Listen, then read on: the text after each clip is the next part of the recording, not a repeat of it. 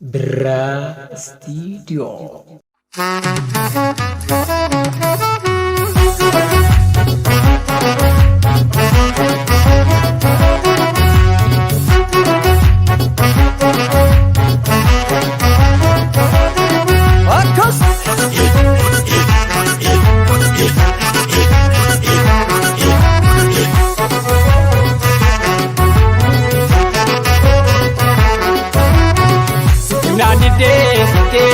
Sabako tukte sambaza lenchasite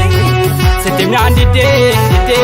sosoba soda bakate sambaza lenchasite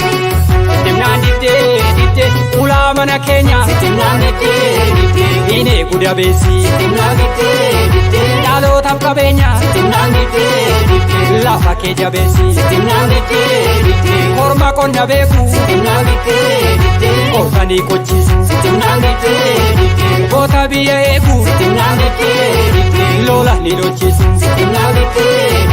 Ilkana desani Sitimnangite Soba sidungatu Sitimnangite Adda fagesani Sitimnangite Kuta sikukutu Sitimnangite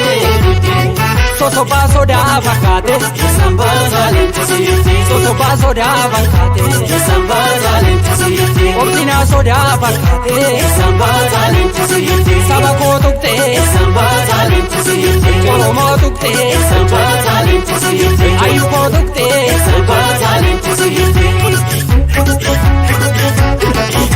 Inara hidate bosona sene Bonkolche lole ira garmame Alota garmanga imbugo nidame Yomu dagatu sena Saota karon ratijame Yomu dagatu sena Saota karon ratijame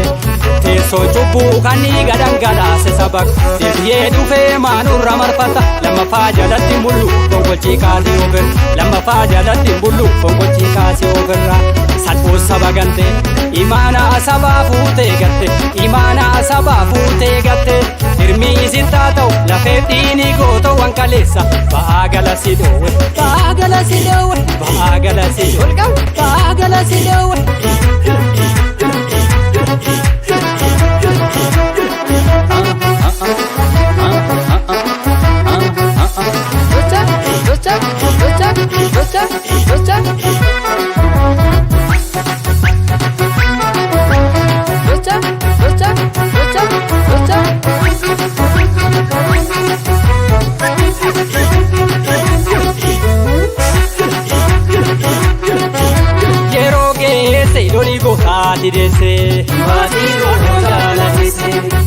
Yeronge se loli ke ro adidese Batiro romana tese Yeronge sege badana tugae Yeronge sege Foli bilisuma Yeronge sege Jabe silanoke Yeronge sege Abba biyasuma Yeronge sege Inyati ninyatu Yeronge sege Mina managuma Yeronge sege Imbati rimbatu Yeronge sege Roro barakuma Yeronge sege Sifangala wada Yeronge sege Inne sudubati Yeronge sege Siyar kumbarbada Yeronge sege Finfinne gubati Yeronge sege Yeronge se loli gofta didese Batiro rojalanise Wanin taane sente dhugaadhaara dibde fuudhii gaaflafe hidhannoo jabeessa dargaggeessi hidhannoo jabeessa dargaggeessi hirii keessa diina sobaan jajjabeeffame ajjechaa fidhaan nutti godaane amma keessa baana amma keessa baana raafama siyaasa mataa miila wallaalu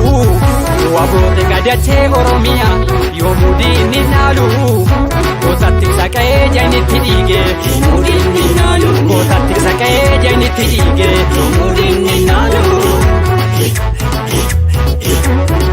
Akos